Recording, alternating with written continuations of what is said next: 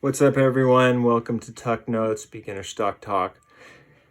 We're talking about Tesla, and this is the part two series, or not series, but of the video of the Wall Street Journal Council interview with Elon Musk.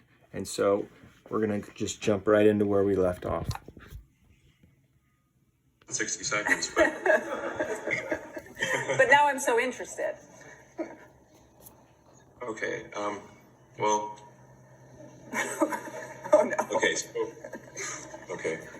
I am overdue for doing a Starship update. We live on a planet where the gravity is actually very strong.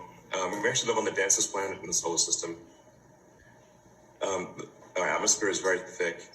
And what this comes down to is that, a typical orbital rocket might be able to put about 2% of its liftoff mass into orbit. And then this is with smart people trying hard, maybe 2.5%. And no rocket, to the best of my knowledge, has ever gotten above 4% of its liftoff mass to orbit. So now, in order to make a rocket fully reusable, you've got to basically create a rocket that can do about 4%, if not more than 4%, of its liftoff mass to orbit, which hasn't happened before. So that means you have to have basically A pluses across the board, incredibly efficient engines, incredibly efficient structure.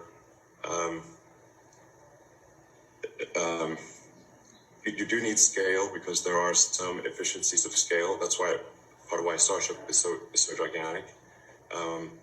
Because, for example, the brain of the rocket really weighs about the same if it's a small rocket or a big rocket. So with a big rocket, you get to have the avionics be basically round down to 0%, or will be inconsequential in the mass of the vehicle.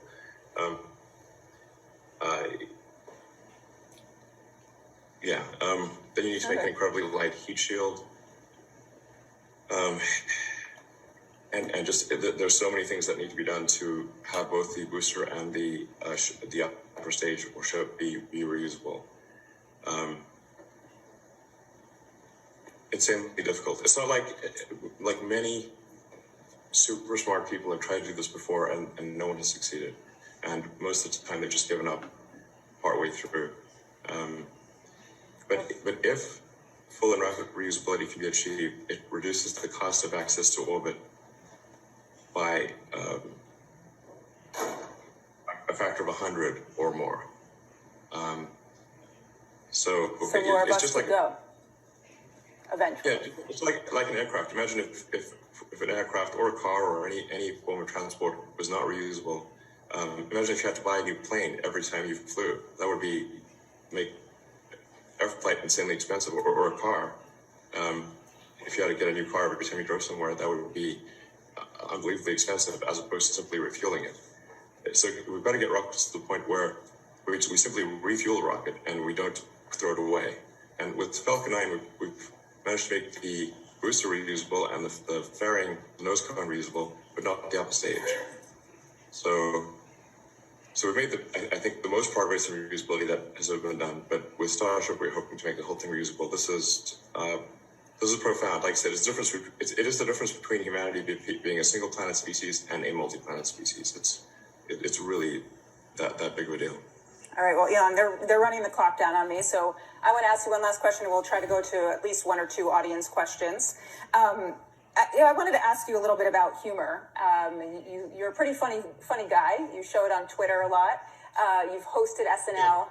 And I'm wondering how that plays into your management style. I mean, would your coworkers say you're funny? Is this something you're sort of bringing to the office now? Is it helped with managing your teams? I mean, I think I'm funny. I find my jokes a lot funny. I don't know. I guess I do. I mean, I do crack a lot of jokes. They don't all land, but I am aspirationally aspirationally funny. Yeah, I mean, we try to have a good sense of humor at the office too. Okay. I think, yeah. I also wanted to ask that lately on Twitter, and you've been poking fun at people for their age quite a bit. And I wanted to have a sense of, do you not plan to age? And what is your, how are you combating aging? Is there some secret technology we don't know about that you've got? I am not aware of any secret technology to combat aging. And I don't know that we should really try to live for a super long time. I think there is it is important for us to die because,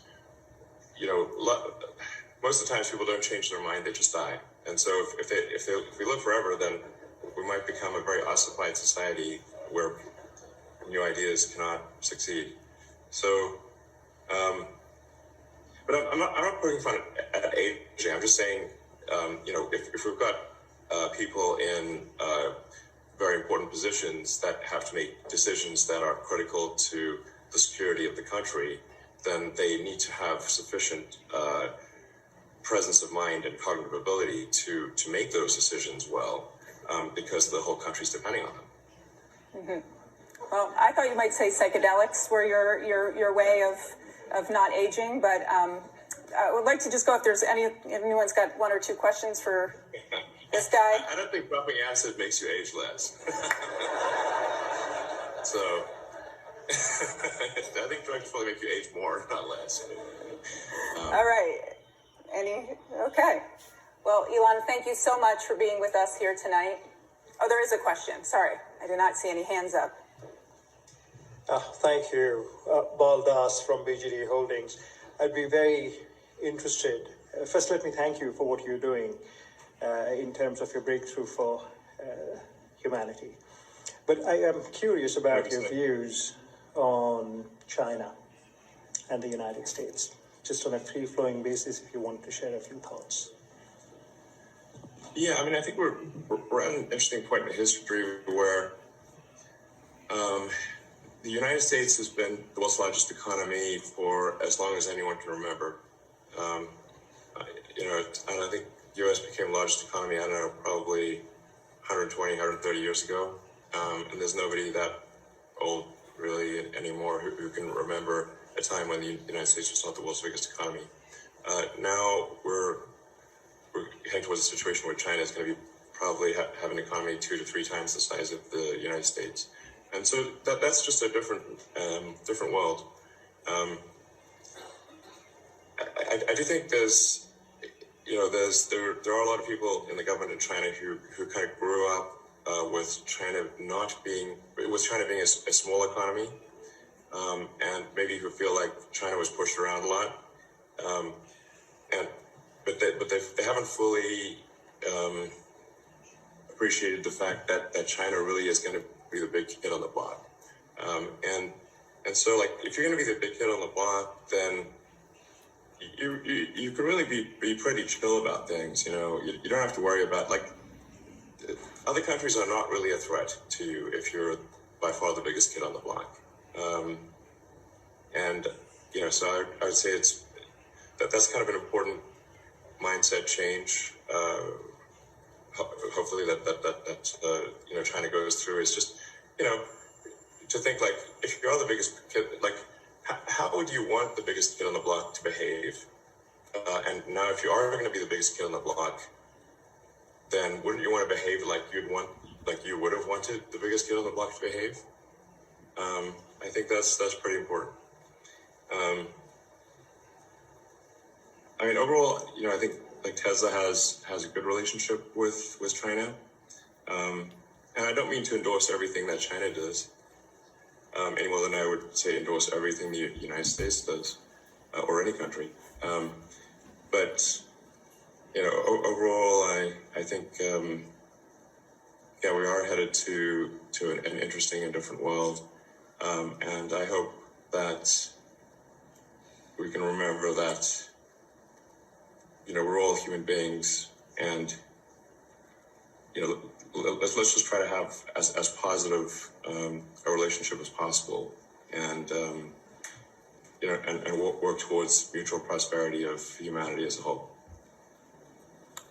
Well, Elon, thank you so much for being here tonight.